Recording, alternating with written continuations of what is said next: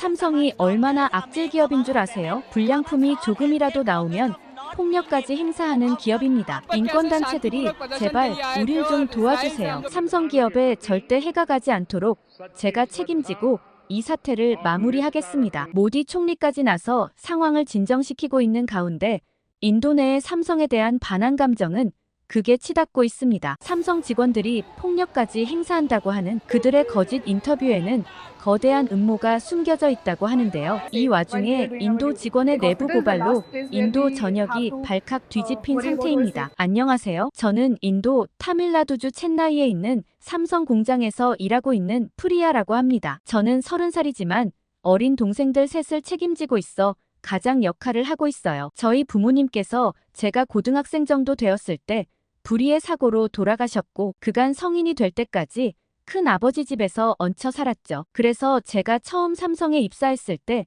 정말 감격스러웠어요. 더 이상 큰아버지 집에 얹혀 살지 않아도 됐고 동생들과 제 생계를 더 이상 걱정할 필요가 없었거든요. 삼성에서 일하면 월급을 2배나 받을 수 있고 직원들을 위한 복지도 잘 되어 있거든요. 그래서 주변에선 모두 세계적인 기업에서 일한다며 엄청 부러워했어요. 그런데 최근 공장에서 벌어지고 있는 파업 사태에 마음이 무거워요. 정말 예상치 못하게 하루아침에 파업이 시작됐거든요. 그날 아침 평소와 같이 출근길에 올랐어요. 공장 정문 앞에 도착하자 사람들이 모여있는 게 보였어요. 그땐 파업을 하는 시위대인 줄 몰랐죠. 저는 그들 사이를 지나쳐 공장으로 들어가려는데 누군가 제 팔을 잡아당겼어요. 동료 라진이었습니다. 라진이는 저더러 오늘 출근하지 말고 여기서 같이 파업을 하자고 하더라고요. 저는 무슨 말인가 싶었어요. 주변을 둘러봤더니 임금 인상을 요구하는 글자들이 막 쓰여져 있었고 다들 천막 아래 앉아 있더라고요. 그게 파업이라는 걸 그제서야 이해했어요. 그리고 좀 무서웠던 점은 CITU에서 주도하는 파업을 표시하는 깃발이 걸려 있었죠. 굉장히 과격하고 극단적인 단체였거든요. 그리고 무엇보다 저는 지금 월급이나 복지에 전혀 불만이 없었기 때문에 파업하고 싶지 않았어요. 제가 망설이자 라진이는 CITU는 나쁜 곳이 전혀 아니라며 우리를 도와주러 왔다고 했어요. 며칠만 시위에 참여하면 월급이 2배가 되는데 왜 안 하냐고 하더라고요. 심지어 시위에 참여하면 노조에서 시위 참가비도 매일 챙겨준다고 했죠. 저는 다른 것보다 시위 참가비를 준다는 말에는 살짝 솔깃했지만 이를 가르쳐주신 한국 팀장님들 얼굴을 떠올리면 도저히 그럴 수가 없었습니다. 그녀의 눈빛엔 저를 설득하려는 간절함이 묻어났지만 저는 고개를 저었어요. 저는 파업에 참여할 마음은 없다고, 들어가서 일해야 한다고, 미안하다고 말했어요. 라지니의 표정이 순간 일그러지더라고요. 그러더니 크게 소리치며 저를 배신자라고 했습니다. 우리 권리를 위해 싸우는데 어떻게 그럴 수 있냐고 하더라고요. 주변 시위대의 시선이 일제히 저를 향했습니다. 욕설과 비난이 쏟아졌어요. 누군가 제게 물병을 던졌고 옷이 흠뻑 젖었죠. 두려웠지만 저는 눈을 질끈 감고 앞으로 나아갔습니다. 공장 안으로 들어서자 한숨을 돌릴 수 있었어요. 하지만 마음은 여전히 무거웠습니다. 동료들의 원망 섞인 눈빛이 떠올랐어요. 그들도 나름의 이유가 있겠지만 저 역시 제 사정이 있었습니다. 어린 동생들을 책임져야 했고 혹시나 파업에 참여한 직원으로 찍혀 삼성이라는 좋은 직장을 잃으면 어쩌나 싶었거든요. 작업장에 들어서자 공장 내부는 직원들이 없어 한산했고 출근한 직원들은 모두 저처럼 꼴이 엉망이었어요. 얼마 지나지 않아 작업장에는 한국에서 오신 박 팀장님이 출근하셨습니다. 박 팀장님은 제게 늘 따뜻하게 대해주셨고 특히 제 동생의 일로 크게 도움을 받은 적이 있었기에 믿고 의지할 수 있는 분이었어요. 게다가 팀장님은 늘 열정적으로 일하시는 분이라서 배울 점이 많았어요. 그런데 저를 비롯한 출근한 동료들의 표정이 좋지 않은 걸 눈치채셨는지 걱정스러운 눈빛으로 무슨 일이 있었냐고 물으셨습니다. 저는 잠시 망설이다 오늘 아침 있었던 일을 말씀드렸어요. 박 팀장님은 제 이야기를 듣고 깊은 한숨을 내쉬셨습니다. 그러곤 자신은 한국인이라 괜찮지만 저 같은 현지 직원들이 비난을 받으면서도 출근한 것에 대해 정말 고맙다고 하셨어요. 그 말씀을 듣자 제 마음에 뭉클한 감동이 밀려왔습니다. 그러면서 파업은 오래되지 않아 마무리되지 않겠냐며 그때까지 조금만 같이 버텨보자고 하셨죠. 문득 제가 처음 이 일을 시작했을 때가 떠올랐어요. 처음 하는 일이었기 때문에 생각보다 어렵고 복잡한 공정에 당황했죠. 막상 할 줄 아는 일이 없어 삼성에서 잘리면 어쩌나 늘 마음이 조급했습니다. 그때 박 팀장님을 비롯한 한국 아저씨들이 얼마나 친절하게 대해주셨는지 기억이 나더라고요. 제가 이해를 하지 못해서 여러 번 반복해서 질문해도 늘 차근차근 도와주셨고, 할당량을 못 맞출 때면 아저씨들이 일을 다 끝내고도 돌아가면서 도와주셨어요. 특히 기억에 남는 건 제가 실수로 불량품을 만들어냈을 때의 일인데, 그때 저는 정말 겁에 질려 있었죠. 하지만 박 팀장님은 화내기는커녕 오히려 저를 위로해 주셨어요. 그리고 어떻게 하면 그런 실수를 줄일 수 있는지 꼼꼼히 알려주셨죠. 그 덕분에 저는 더 열심히 일할 수 있었고 점점 실력도 늘어갔습니다. 박 팀장님을 비롯한 한국 아저씨들은 늘 저를 딸처럼 대해주셨어요. 게다가 한국에 다녀오실 때면 꼭 과자를 선물로 가져오셨죠. 그 중에서도 저는 새우깡이 제일 맛있더라고요. 아무튼 한국 아저씨들은 말은 많지 않으셨지만 모르거나 어려운 일이 있을 때면 늘 힘이 되어주셨습니다. 그래서 저도 아저씨들께 힘이 되어야 한다고 생각했죠. 그리고 조금만 버티면 시위가 금방 진정될 거라 생각했습니다. 모디 총리가 나서서 시위 주동자들을 체포하기 시작했고 상황이 나아지는 것 같았거든요. 하지만 얼마 지나지 않아 갑자기 직원들 사이에 철수 소문이 돌기 시작했습니다. 잘 해결될 줄 알았는데 뜬금없이 철수라니 당황스러웠어요. 불안한 마음에 박 팀장님을 찾아갔습니다. 박 팀장님의 사무실 문을 조심스레 두드렸고 들어가도 된다는 말씀에 안으로 들어섰어요. 박 팀장님은 책상 위 서류를 정리하고 계셨습니다. 저를 보시곤 무슨 일이냐고 물으셨어요. 저는 떨리는 목소리로 철수 소문이 사실인지 여쭤봤습니다. 박 팀장님의 표정이 순간 굳어졌어요. 잠시 침묵이 흐르더니 박 팀장님은 깊은 한숨을 내쉬셨습니다. 그리고는 공장 철수를 고려하고 있는 중이고 이미 어느 정도 절차가 진행되었다고 말씀하셨어요. 청천벽력 같은 소식이었습니다. 순간 눈앞이 캄캄해졌어요. 어린 동생들은 오롯이 제 월급으로만 살고 있는데 어떻게 하면 좋을지 몰랐습니다. 그 순간 제 막내 동생이 생각났어요. 사실 막내 동생은 요새 이유도 없이 자주 고열에 시달리거든요. 얼마 전에도 제 막내 동생이 갑자기 고열로 쓰러졌을 때였어요. 당시 저는 너무 놀라 어쩔 줄 몰라 했습니다. 병원에 데려갈 돈도 없었고 어떻게 해야 할지 막막했죠. 그때 생각난 게 회사 의무실이었어요. 직원들을 위한 곳이라는 걸 알았지만 다른 방법이 없었습니다. 동생을 안고 의무실로 달려갔어요. 하지만 의무실 직원들은 냉정하게 직원이 아니면 치료해줄 수 없다고 했습니다. 저는 눈물을 흘리며 애원했어요. 바로 앞에서 아파서 축 늘어진 동생을 보며 제발 조금이라도 봐달라고 했습니다. 돈이 없어서 치료가 어려운데 제발 도와달라고 부탁드렸죠. 하지만 결국 문전박대를 당했고 복도에서 울고 있었어요. 그때 박 팀장님이 지나가다 저를 발견하셨습니다. 상황을 듣고 난 박 팀장님은 즉시 의무실로 들어가셨어요. 의무실 직원들에게 직원의 가족도 가족인데 어떻게 이럴 수 있냐며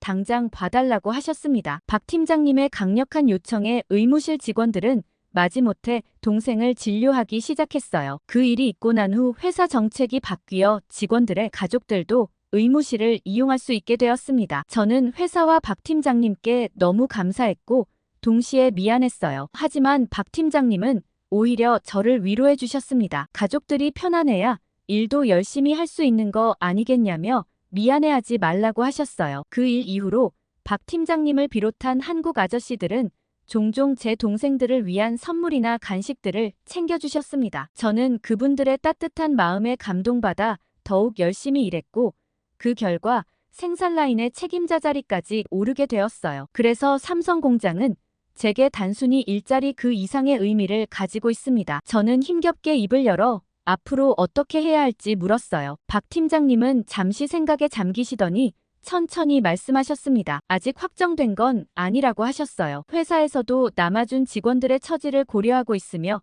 최대한 피해가 가지 않도록 노력하고 있다고 말씀하셨습니다. 박 팀장님의 말씀에 조금은 마음이 놓였지만 여전히 불안한 마음은 가시지 않았어요. 집에 돌아와 동생들의 얼굴을 보니 더욱 마음이 무거워졌습니다. 김 팀장님과의 대화 이후 저는 계속해서 공장 철수에 대한 걱정으로 밤잠을 설쳤어요. 어떻게 해야 할지 고민이 깊어져만 갔습니다. 그러던 중 오랜 친구 아니타와 만나기로 했어요. 아니타는 프랑스계 방산 기업 D사에서 일하고 있었죠. 늘 자신의 직장 자랑을 하던 친구였어요. 급여도 좋고 프랑스 회사라 자유로운 복지 제도도 마음에 든다고 했었죠. 사실 아니타를 만나려던 이유는 그녀의 회사에 자리가 있는지 알아보기 위해서였어요. 하지만 만나자마자 아니타는 한숨부터 내쉬었습니다. 무슨 일인지 물어보니 프랑스 방산업계가 내리막길을 걷고 있다고 하더라고요. 생산량이 급격하게 줄었다고 해요. 아니타의 말에 따르면 작년부터 한국 방산의 생산량을 많이 뺏기기 시작했대요. 특히 최근 한국의 현무5가 등장하고 나서부터는 무기 구매국들이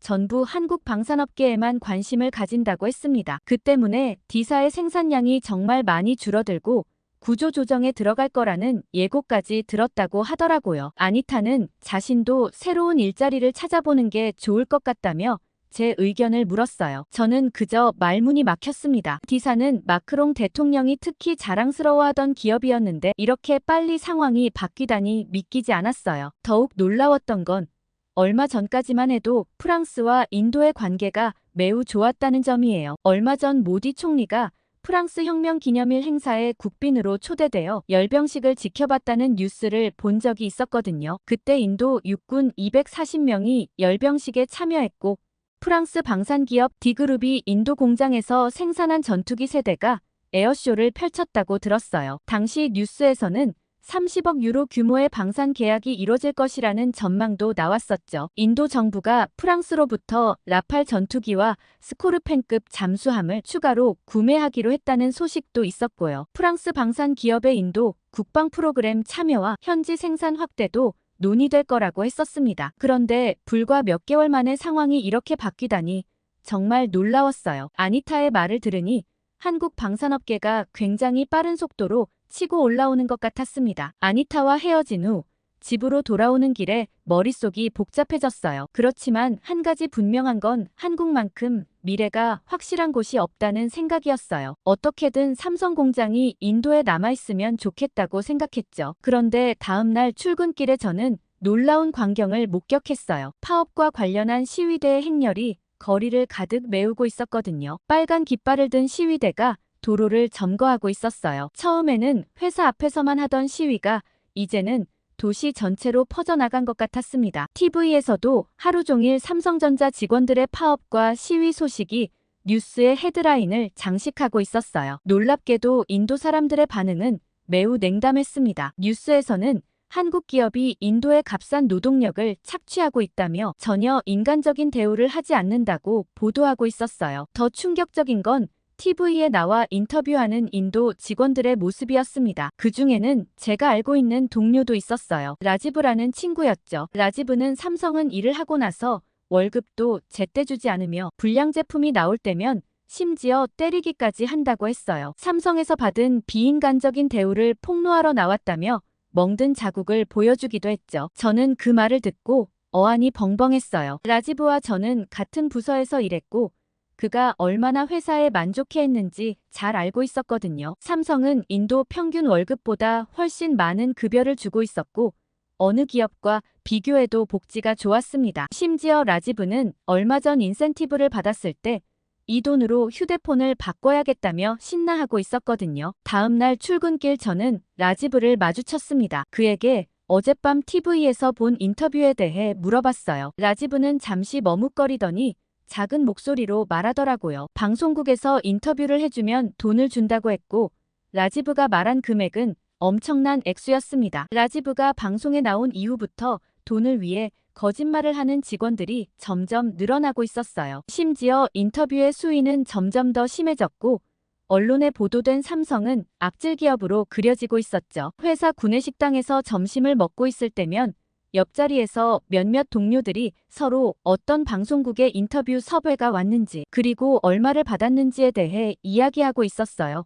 마치 자랑거리처럼요. 그 순간 저는 화가 났지만 동시에 슬펐습니다. 이 사람들은 당장의 이익을 위해 우리가 함께 일했던 시간들과 회사가 우리에게 해준 모든 것들을 너무나 쉽게 저버리고 있었어요. 지금 회사에서는 파업하는 직원들까지 점심을 챙겨주고 있는 상황인데 그 밥을 먹으면서 아무렇지 않게 회사 욕을 하고 있었던 거죠. 같은 인도 사람이었지만 이런 이중적인 모습에 배신감을 느꼈습니다. 그날 저녁 뉴스에서는 여기저기서 삼성을 비난하는 기사들이 쏟아지고 있었어요. 양심 없는 기자들이 확인도 하지 않은 거짓 기사를 쓰고 있었습니다. 인터넷 반응도 매우 격했어요. 댓글들은 한국과 삼성을 비난하는 내용으로 가득했습니다. 더 큰 문제는 이런 보도를 본 사람들이 선동되어 시위대 행렬에 합류하기 시작했다는 거예요. 삼성에 대한 부정적인 여론이 연일 이어졌고 상황은 점점 더 악화되고 있었습니다. 그러던 어느 날 아침, 출근길에 늘 보던 뉴스 화면이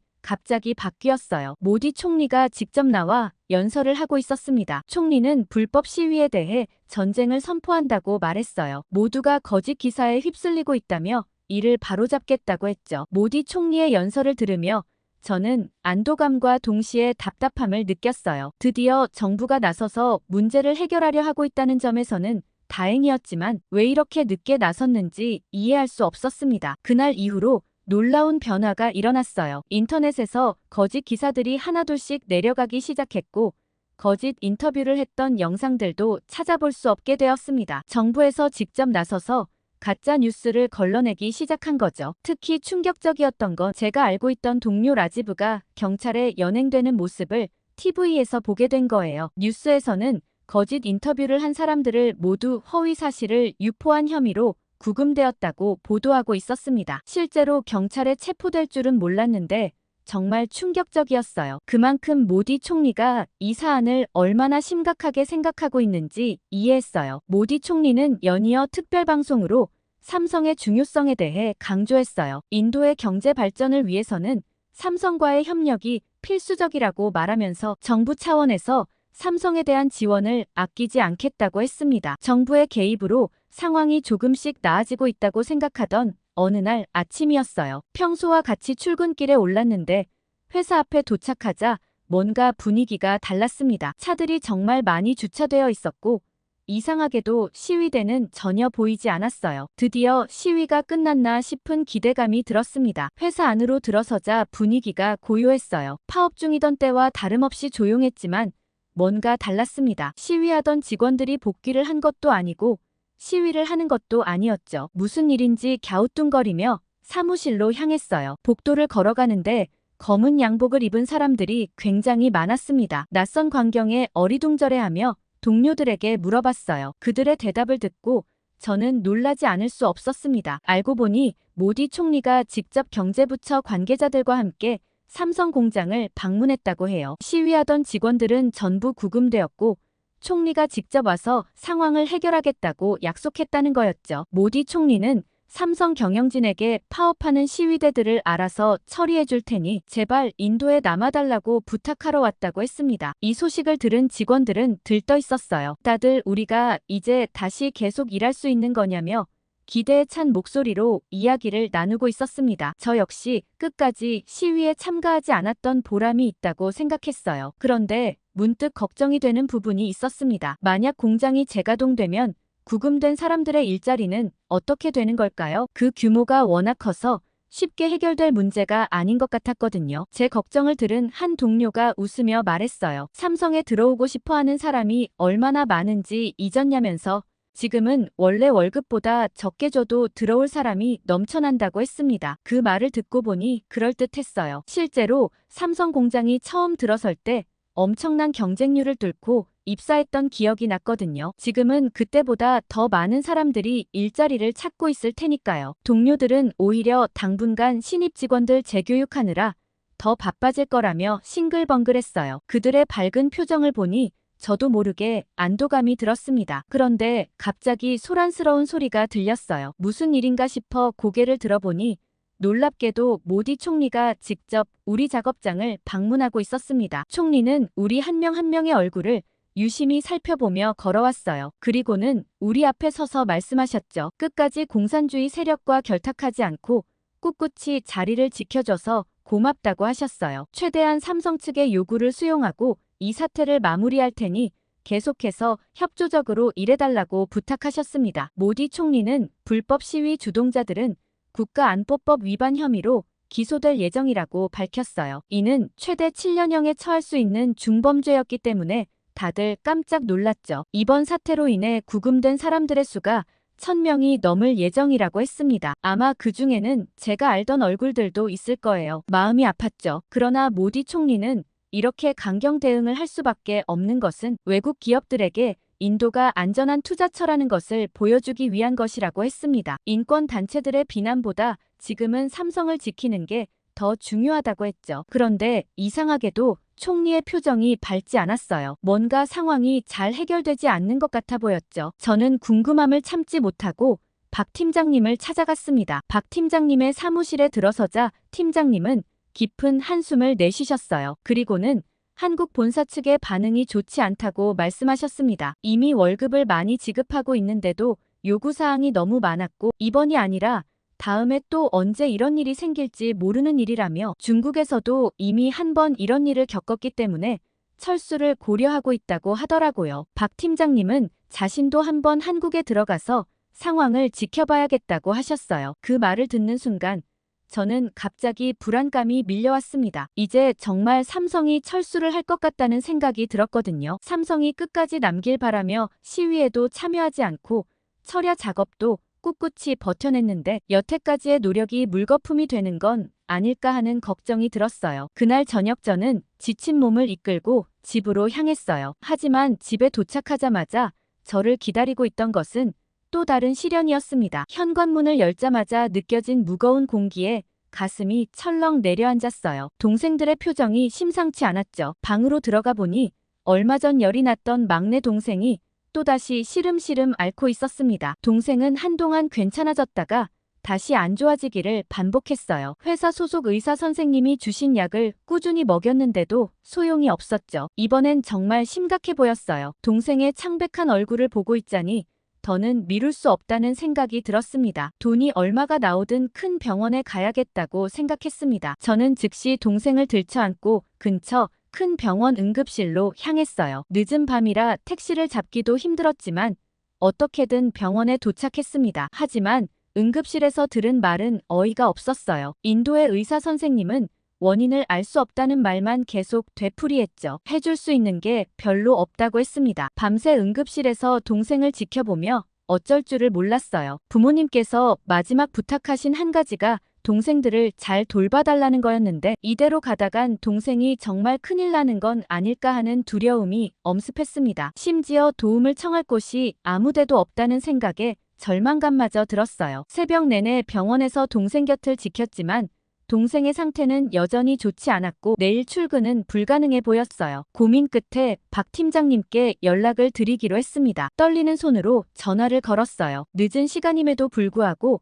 박 팀장님은 금방 전화를 받으셨습니다. 제 상황을 설명드리자 팀장님은 걱정스러운 목소리로 동생의 상태를 자세히 물어보셨어요. 박 팀장님은 제 말을 주의 깊게 들으시더니 갑자기 병원 의사와도 통화를 하고 싶다고 하셨어요. 저는 놀랐지만 의사에게 전화를 건네드렸습니다. 박 팀장님은 의사와 한참 동안 이야기를 나누셨어요. 그리고 박 팀장님은 제게 걱정하지 말고 동생을 돌보라고 하셨어요. 회사 일은 당분간 신경 쓰지 말고 동생의 건강에만 집중하라고 말씀해 주셨죠. 그 말을 듣는 순간 눈물이 왈칵 쏟아질 것만 같았어요. 병원에서 다음날 내내 수액을 맞고 동생은 일단 진정된 것 같았어요. 열이 내린 것만 해도 정말 다행이라고 생각했죠. 하지만 마음 한구석에는 여전히 불안감이 자리 잡고 있었습니다. 언제 다시 아플지 모른다는 생각에 출근하면서도 마음이 편치 않았어요. 최근엔 열이 나는 빈도가 점점 더 잦아지고 있었거든요. 회사에 출근하자마자 한국 아저씨들이 모여 있었고 아저씨들은 저를 불렀습니다. 박 팀장님에게 동생의 상황을 들었다며 걱정스러운 표정으로 무슨 일인지 물어보셨어요. 동생이 원인 불명의 병에 걸린 것 같은데 인도에서는 해결이 안 된다는 얘기를 들었다고 하시면서 말이에요. 그 순간 참으려 했던 눈물이 터져버렸습니다. 사실 이 일을 누구에게도 말하지 못하고 혼자서 가장으로서 동생들을 돌봐왔는데 아저씨들의 따뜻한 관심이 마치 아버지의 품 같아 눈물이 멈추질 않았어요. 아저씨들은 저를 다정하게 달래주셨어요. 제겐 이렇게 고민을 나눌 어른이 없었는데 아저씨들의 위로에 긴장이 풀렸죠. 한참 제 얘기를 들어주시더니 갑자기 봉투 하나를 건네셨습니다. 아저씨들이 모은 돈이라고 하시면서요. 봉투를 열어보니 어마어마한 액수의 달러가 들어있었어요. 놀라는 저를 보며 아저씨들은 설명해 주셨어요. 이번에 박 팀장님이 한국에 들어갈 때 저도 같이 가서 동생의 병원 진료를 받아보라고 하셨습니다. 한국의 의료 기술이라면 원인을 찾을 수 있을지도 모른다고 하시면서요. 더 놀라운 건 박 팀장님이 이미 모든 걸 준비해 두셨다는 거예요. 휴가도 미리 빼놓으셨다고 했습니다. 아저씨들은 십시일반 모은 돈이라 많지 않지만 한국 다녀올 비용과 동생 진료비 정도는 충분할 거라고 하셨어요. 저는 어떻게 해야 할지 몰라 그저 멍하니 서 있었습니다. 그러자 아저씨 한 분이 제 어깨를 토닥이며 말씀하셨어요. 하루에 8시간씩 같이 일하는 사이면 가족보다 더 많이 보는 사이 아니냐고요. 우린 가족이라고 얘기하셨어요. 그러면서 부담 갖지 말고 다녀오라고 하시더라고요. 다른 아저씨도 거들어 말씀하셨어요. 동생 문제가 잘 해결돼야 저도 마음 편히 일할 수 있을 거라고요. 그러면서 꼭 좋은 결과 있기를 바란다고 하셨습니다. 저는 눈물을 닦으며 아저씨들께 감사 인사를 드렸어요. 정말 고맙다고 잘 다녀오겠다고 말씀드렸죠. 그제서야 아저씨들의 얼굴에도 안도의 미소가 번졌습니다. 자리로 돌아와 작업을 시작하려는데 마음이 복잡했어요. 이렇게 많은 사람들이 저와 제 가족을 위해 마음을 써주시다니 정말 감사하면서도 한편으로는 부담스러웠습니다. 이 은혜를 어떻게 갚을지 엄두가 안 났거든요. 하지만 지금은 동생의 건강이 최우선이라는 생각에 용기를 내기로 했어요. 그날 저녁 집에 돌아와 동생들에게 한국행 소식을 전했습니다. 동생들은 처음에는 놀라는 눈치였지만 이내 기뻐했어요. 특히 아픈 동생은 희망에 찬 눈빛으로 저를 바라봤죠. 그 모습을 보니 꼭 좋은 결과를 얻어와야겠다는 결심이 더욱 굳건해졌습니다. 한국행을 준비하면서 마음은 설레면서도 한편으로는 불안했어요. 낯선 나라에 가는 것도 처음이고 병원에서 어떤 결과를 듣게 될지도 모르는 일이었으니까요. 게다가 박 팀장님은 인도 공장 철수를 의논하러 한국에 가는 거였으니 이 결과에 따라 제가 실직자가 될 수도 있는 일이니까요. 하지만 박 팀장님과 아저씨들의 따뜻한 마음을 생각하면 힘이 났습니다. 출발 전날 박 팀장님과 잠시 얘기를 나눌 기회가 있었어요. 박 팀장님은 공장 철수를 만약 진행하게 되더라도 성실하게 일했던 직원들의 일자리는 모두 연결시켜주고 갈 예정이니 그 부분은 걱정하지 말라고 했어요. 마지막까지 의리를 지키는 모습에 감동했죠. 삼성 말고 다른 곳에서는 일하고 싶지 않았지만 끝까지 직원들을 챙기려는 태도가 인상적이었습니다. 그리고 팀장님과 대화를 마치고 나오는데 회사에서는 작은 환송회가 열렸어요. 아저씨들이 몰래 준비한 파티로 모두 모여 저에게 응원의 말을 건네주셨죠. 박 팀장님은 한국에서 모든 걸 책임지고 도와주시겠다고 하셨고 다른 아저씨들도 걱정 말고 다녀오라고 하셨어요. 아저씨들과 박 팀장님 그리고 회사에 꼭 보답하고 싶어요. 동생의 건강을 되찾고 더욱 열심히 일하는 모습으로 그분들의 사랑에 보답하겠다고 마음먹었습니다. 이제 한국으로 떠나는 비행기에 오르면서 저는 새로운 희망을 안고 미래를 향해 나아갑니다. 오늘 사연 어떻게 들으셨나요? 아무리 인도 총리까지 나서 사태를 진정시키려 해도 철수는 강행될 예정으로 보이는데요. 그 와중에 끝까지 의리를 지키는 한국인들의 모습도 인상적입니다. 인도 사태에 대해 많은 의견 댓글 부탁드리며 해외 곳곳의 숨은 이야기들을 많이 찾아오겠습니다. 감동 필름이었습니다. 삼성이 나가면 다 나간다고요. 총리는 2달 동안 뭐 한 건지 당장 해임시켜야 되는 거 아닌가요? 삼성의 인도 공장 철수 움직임에 따라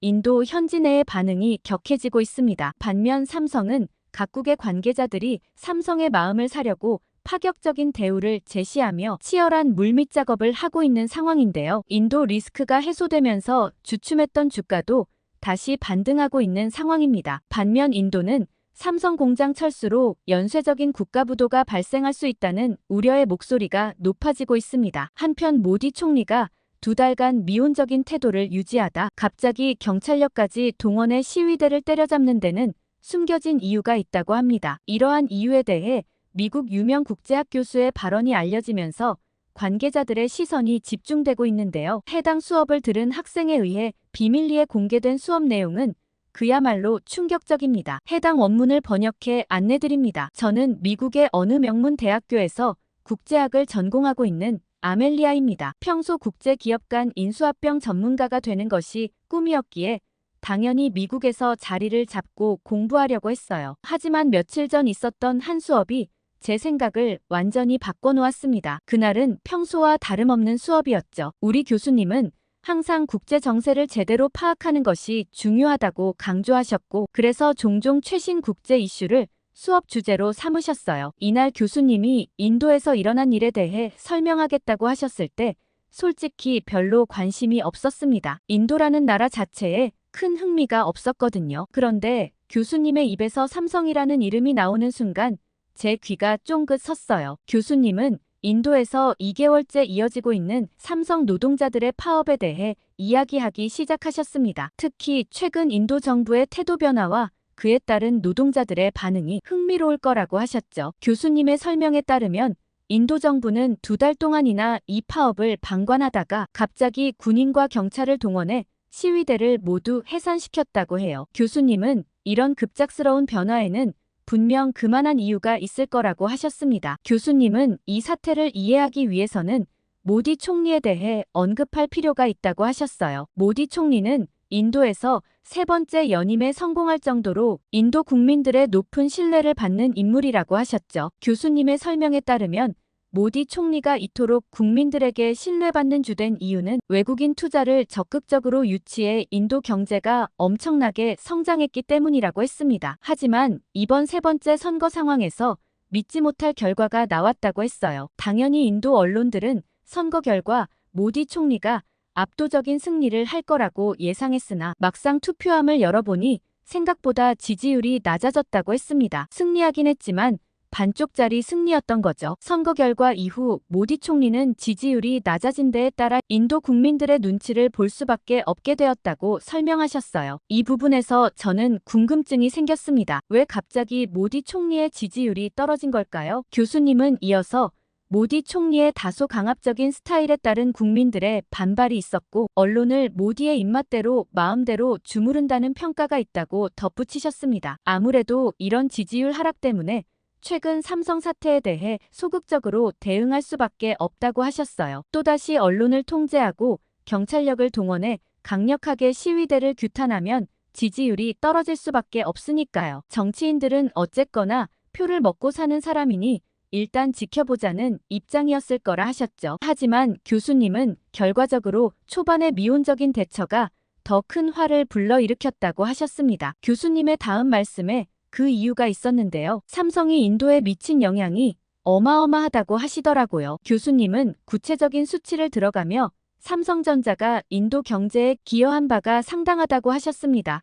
삼성전자는 인도가 주목받지 못했던 시절 인도 노이다에 세계 최대 규모의 모바일폰 생산 공장을 설립했다고 했어요. 이 공장 하나만으로도 연간 1억 2천만 대의 휴대폰을 생산했는데 이는 인도의 제조업 발전에 큰 기여를 했을 뿐만 아니라 메이크 인 인디아 정책의 성공 사례로 다른 기업들이 인도에 안심하고 들어올 수 있는 대표적인 케이스였다고 하셨어요. 게다가 삼성전자의 인도 투자로 인해 직접적으로 창출된 일자리가 7만 개에 달하고 간접적으로 연관 산업에서 약 20만 개의 일자리가 생겼다고 합니다. 더불어 삼성전자의 인도 내 생산 공장이 수출 증대에 크게 기여해 인도의 무역수지 개선에도 상당한 도움을 주었다고 하셨어요. 그뿐만 아니라 삼성은 인도 직원들에 대한 처우도 상당히 좋았다고 합니다. 교수님은 삼성이 인도 현지 직원들에게 평균의 2배 이상에 달하는 급여와 인도에서는 찾아볼 수 없었던 수준의 복지를 제공했다고 말씀하셨어요. 또한 삼성은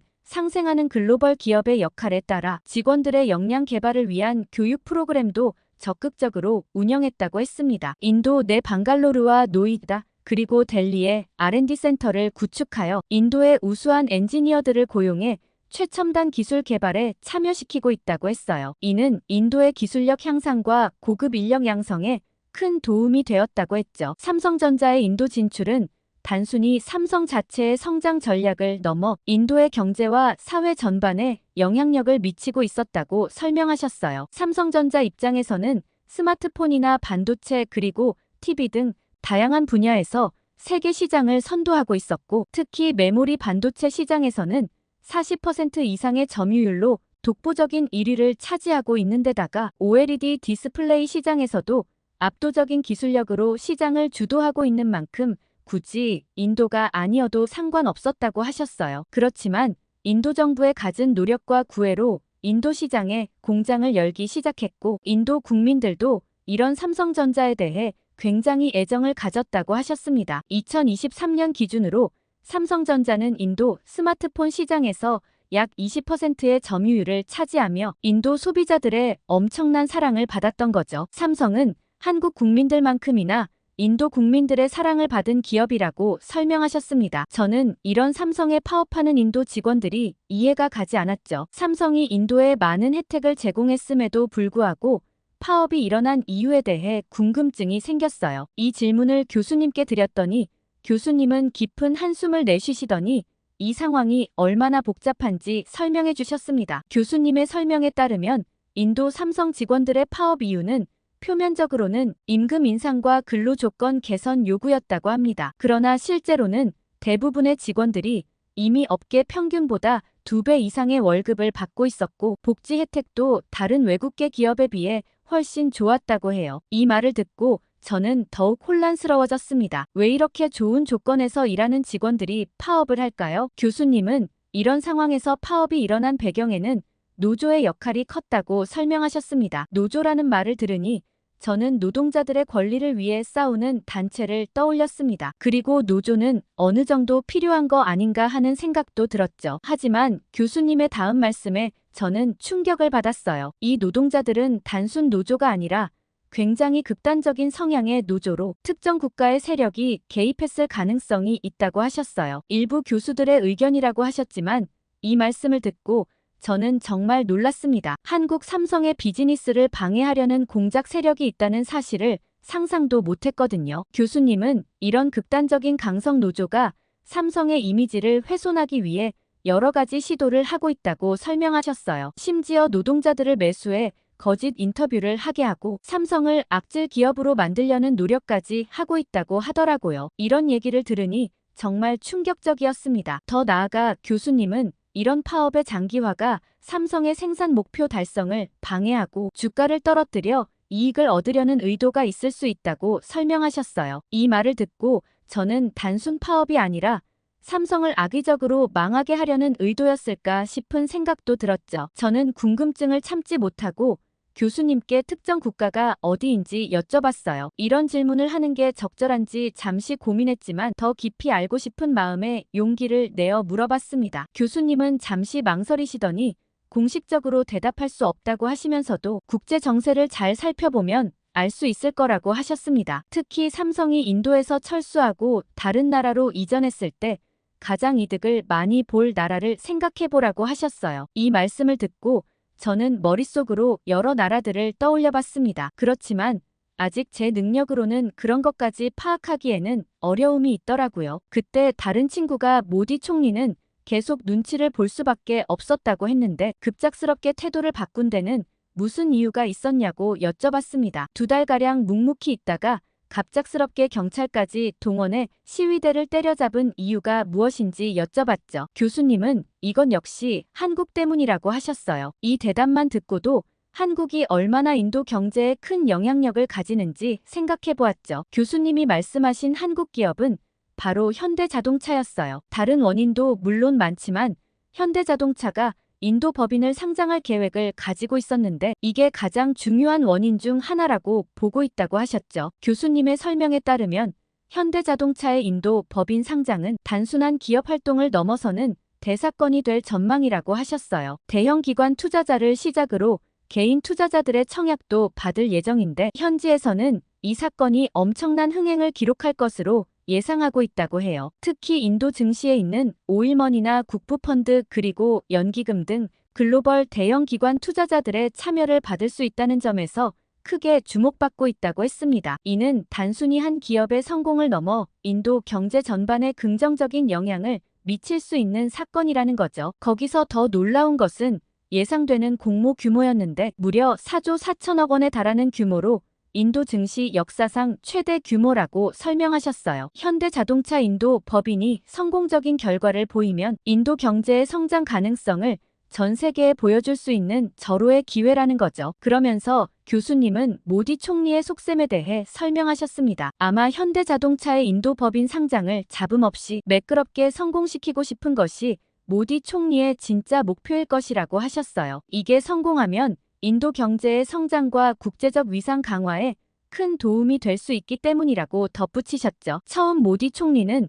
삼성전자 파업이 이렇게 장기화될 거란 생각도 못했을 거고 당연히 국민들의 눈치를 보느라 파업에 대해 미온적으로 대처했다고 했어요. 하지만 현대자동차 인도 법인 상장일이 다가오면서 태도를 바꾼 것이었죠. 경제적 이익과 국가의 이미지를 위해 강경한 조치를 취한 것으로 보인다고 교수님은 설명하셨습니다. 한국 기업이 워낙 대기업이다 보니 글로벌 투자자들의 관심을 끌어모으고 인도 증시의 위상이 높아질 거라고 하셨죠. 교수님의 설명이 끝나자마자 교실 뒤쪽에서 한 목소리가 들려왔습니다. 인도에서 온 라지브라는 학생이었어요. 그의 말에 모두의 시선이 집중되었습니다. 라지브는 인도는 한국 없이도 충분히 잘 살 수 있다고 주장했습니다. 인도의 경제 성장률은 정말 놀라운 수준이라며 2022년 기준으로 인도의 GDP 성장률은 7%를 기록했는데 이는 세계 주요 경제국 중에서 가장 높은 수준이라고 했죠. 다른 어떤 나라도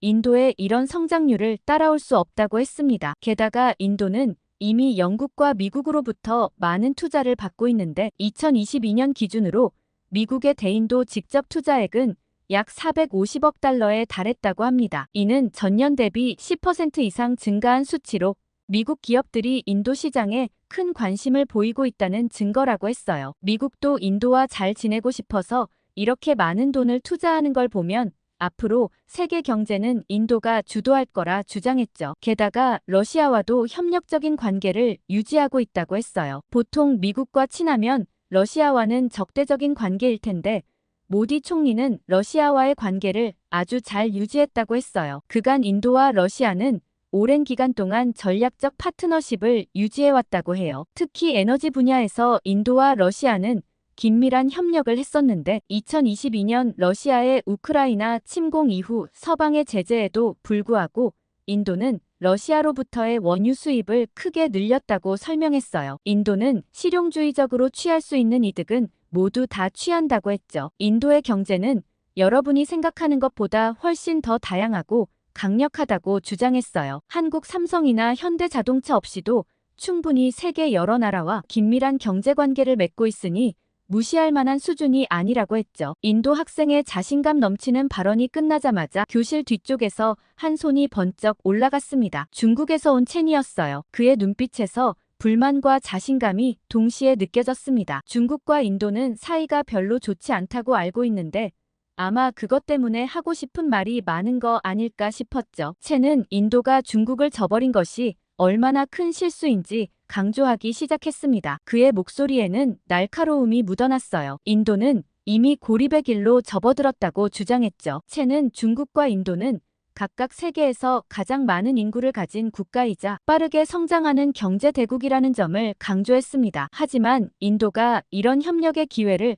스스로 차버렸다고 지적했어요. 첸은 인도의 구체적인 조치들을 언급하며 비판을 이어갔습니다. 틱톡과 같은 중국 앱을 금지하고 화웨이를 5G 네트워크에서 배제한 것은 결국 인도 소비자들에게 피해를 주는 일이라고 주장했어요. 중국의 우수한 기술을 사용하지 못하게 하는 건 오히려 인도의 손해라고 했죠. 게다가 중국을 멀리하는 건 무조건 인도 자국 산업에 큰 타격이라고 덧붙였어요. 첸의 비판은 여기서 그치지 않았습니다. 강대국 중국에 옛날엔 20만 건 비자를 발급했는데 왜 요새는 2,000건 밖에 발급하지 않냐고 했어요. 중국인들은 관광산업에 돈을 많이 쓰기 때문에 인도 관광업은 쇠퇴할 거라고 했죠. 그러자 라지브는 코웃음을 쳤습니다. 중국 관광객들에게 왜 비자를 발급하지 않는지 정말 모르냐고 했죠. 그의 표정에는 비웃음과 함께 짜증이 섞여 있었어요. 라지브는 중국 관광객들의 민폐 행동에 대해 열을 올리며 설명하기 시작했고 저는 라지브의 말을 믿기 어려울 정도로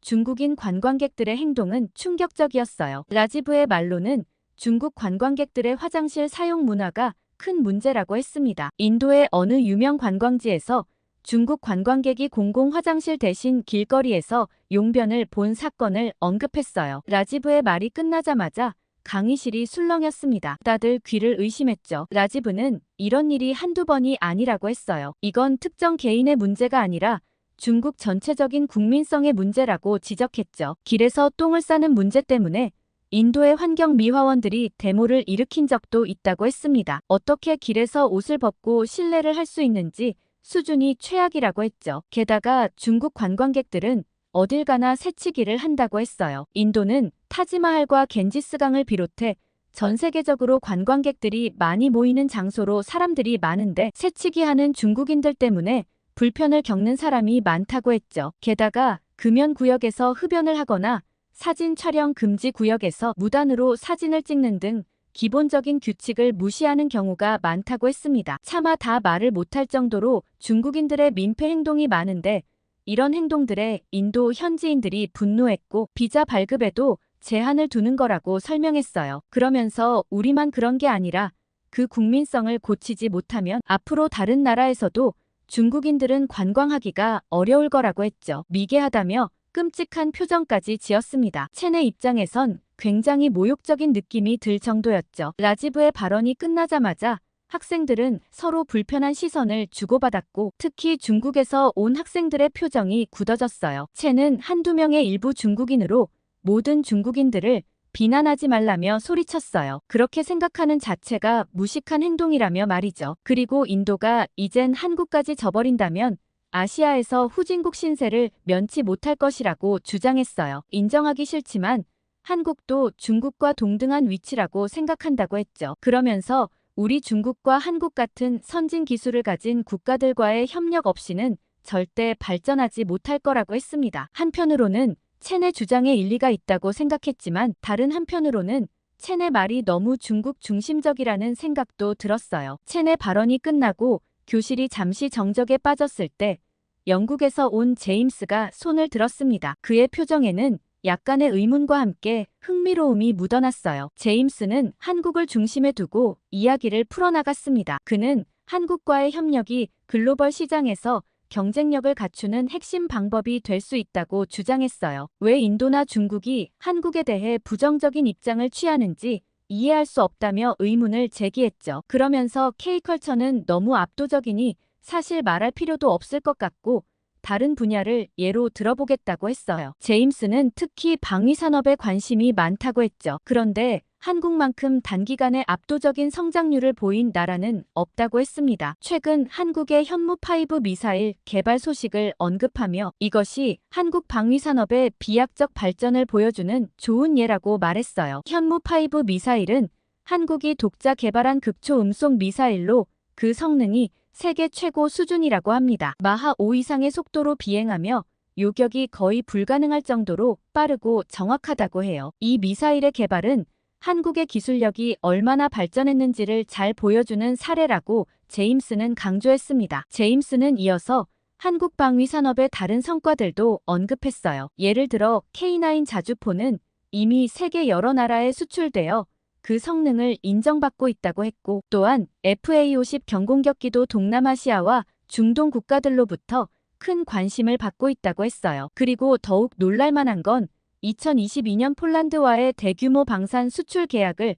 한국이 따냈다는 건데 이 계약의 규모가 무려 150억 달러에 달한다고 했어요. 이로 인해 프랑스조차 한국을 경쟁자로 삼고 시기 질투하는 모습을 보이고 있다고 했죠. 그런데 국제적 경쟁력을 가진 한국은 불과 몇십 년 전만 해도 개발도상국이었던 나라라고 했습니다. 그런 나라가 이제는 첨단 무기를 개발하고 수출하는 국가가 되었다니 정말 대단하지 않냐고 했죠. 그러면서 이미 다들 알고 있다시피 노벨문학상 작가가 한국에서 나왔다고 했어요. 이건 이미 검증된 한국 문화의 세계적 위상을 보여주는 또 다른 증거라고 말했습니다. 한강 작가의 채식주의자는 이미 세계적으로 큰 주목을 받았지만 노벨상 수상으로 그 가치를 더욱 인정받게 되었다고 했어요. 특히 해외 언론들의 반응도 매우 긍정적이었다고 설명했죠. 저 역시 며칠 전 발표된 미국 언론들의 극찬이 떠올랐어요. 다들 한국의 엄청난 문화적 가능성에 집중하며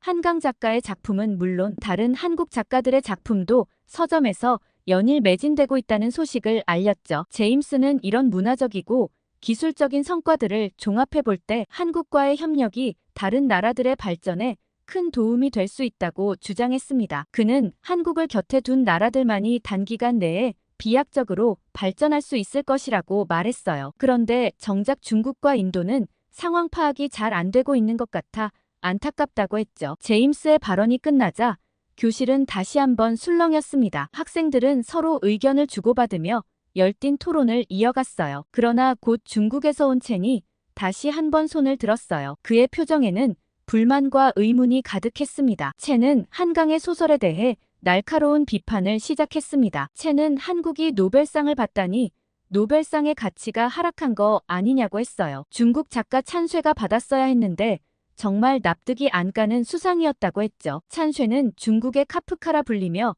매년 노벨 문학상의 유력 후보로 거론되었던 작가라고 했어요. 국제적으로도 큰 주목을 받은 작품도 여럿 있었다고 했죠. 보통 노벨 문학상이 남녀를 번갈아 수상하는 관례가 있었기에 특히 올해는 여성 작가인 찬쇠의 수상이 더욱 유력했고 그 어느 사이트에서도 한강의 수상을 예측한 곳은 없었다고 했어요. 그만큼 한국 문학은 권위도 없고 인지도도 없는데 어떻게 한국이 받을 수 있는지 이건 말로 설명이 안 된다고 했죠. 한국어로도 문학 작품을 쓸 수 있는지 모를 정도로 한국은 노벨상 불모지가 아니었냐고 따졌어요. 만약 노벨상이 그렇게 상업적으로 변질된 거라면 차라리 찬쇠가 못 받은 게 다행이라는 생각까지 든다고 했죠. 게다가 첸은 한국 내에서도 한강 작가의 수상에 대한 비판이 있지 않냐며 냄비 근성의 민족답다는 얘기를 꺼냈습니다. 한국의 어느 작가의 페이스북에 올린 글에는 한강 작가의 작품이 역사를 왜곡하고 있다고 하던데 그런 작품은 노벨상을 받으면 안 되는 거 아니냐고 했죠. 한강 작가의 작품 중 소년이 온다는 5.18 민주화운동을 왜곡하고 있으며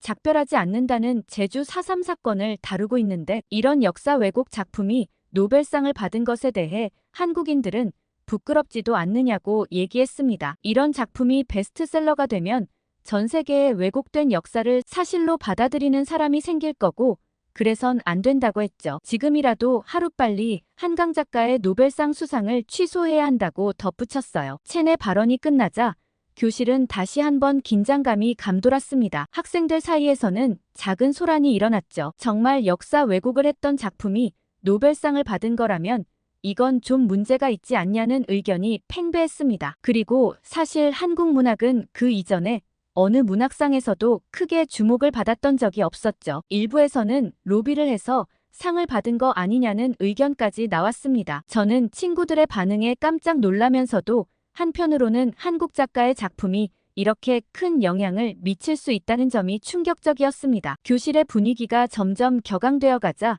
교수님이 개입하셨습니다. 교수님의 침착한 목소리가 교실 전체에 울려 퍼졌고 모든 학생들의 시선이 교수님께 집중되었어요. 교수님은 먼저 노벨 문학상 수상에 대한 논란을 정리하셨습니다. 할리먼의 결정에 대해서는 누구도 이견을 제기할 수 없다고 말씀하셨어요. 그리고 한강 작가의 작품이 전 세계적으로 불티나게 팔리고 있는 상황을 설명해 주셨습니다. 실제로 각국의 인터넷 서점들의 베스트셀러 순위를 보면 한강 작가의 작품들이 상위권을 독차지하고 있다고 했습니다. 채식주의자는 물론이고 소년이 온다, 흰 등 다양한 작품들이 연일 품절 사태를 빚고 있다고 했죠. 각국의 대형 서점들은 긴급 주문과 재고 확보에 나섰지만 폭발적인 수요를 따라가지 못하고 있는 실정이라고 했어요. 그러면서 그간 한국 작품이 이렇게 주목을 받지 못하는 데는 번역에 어려움이 있었다고 했어요. 한국어는 굉장히 과학적이고 세밀한 언어라 다른 나라로 번역할 때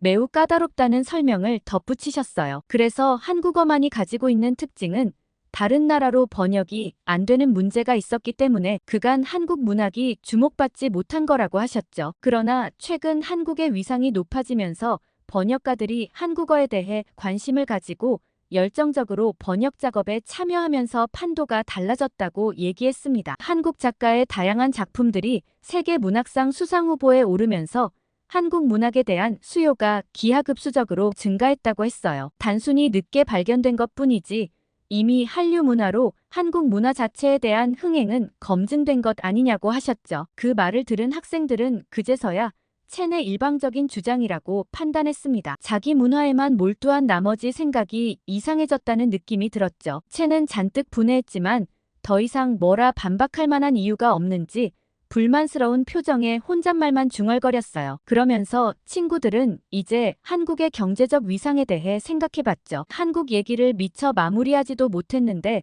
수업이 마무리되었고 친구들은 남아서도 계속 한국 사태에 대해 토론하기 시작했습니다. 리아는 만약 삼성이 인도에서 철수하게 되면 다른 글로벌 기업들도 연쇄적으로 철수하거나 투자 계획을 철회하는 거 아니냐고 했죠. 그렇게 되면 인도 경제에 엄청난 타격이 올 거라고 얘기했습니다. 제이크는 이제 모디 총리가 이 문제를 어떻게 해결하느냐에 따라 달렸다고 했어요. 지금 취임 이후 가장 큰 위기를 맞은 것 같은데 이번 사태에 앞으로의 정치 생명이 달려있다고 얘기했죠. 아무래도 그간 추진해온 인인디아는 모디 총리가 2014년부터 추진해온 핵심 경제 정책인데 삼성은 이 정책의 대표적인 성공 사례로 꼽혀왔기 때문에 삼성의 철수는 정책 실패를 의미할 거라는 의견이 지배적이었죠. 친구들은 이 위기를 어떻게 타개하느냐에 따라 앞으로 인도 경제의 존망이 달려있다고 생각했습니다. 만약 인도가 이 위기를 잘 극복하고 외국 투자를 계속 유치할 수 있다면 경제 성장을 이어갈 수 있지만 그렇지 못하면 심각한 경제 위기에 빠질 수 있다는 거죠. 저는 노동법 개정까지 해서라도 인도가 삼성을 붙잡아야 하는 거 아닐까 싶은 생각이 들었어요. 그러면서 저는 이번 수업을 통해 미국에서 공부하는 것만이 최선의 길이라고 생각했는데 한국의 시장 가능성을 보고 한국으로 유학을 가야 하는 거 아닐까 싶었어요. 얼마 지나지 않아 국제기업의 본거지가 한국이 될지도 모른다는 생각이 들었거든요. 오늘 미국 강의실에서 있었던 엘리트 학생들의 삼성에 대한 반응 어떻게 보셨나요? 삼성은 오히려 여러 나라의 러브콜을 받고 더 승승장구할 거라 보고 있는데요. 여러분의 생각 댓글로 많이 달아주시기 바라며 구독과 좋아요 꾹 눌러주세요. 감동 필름이었습니다.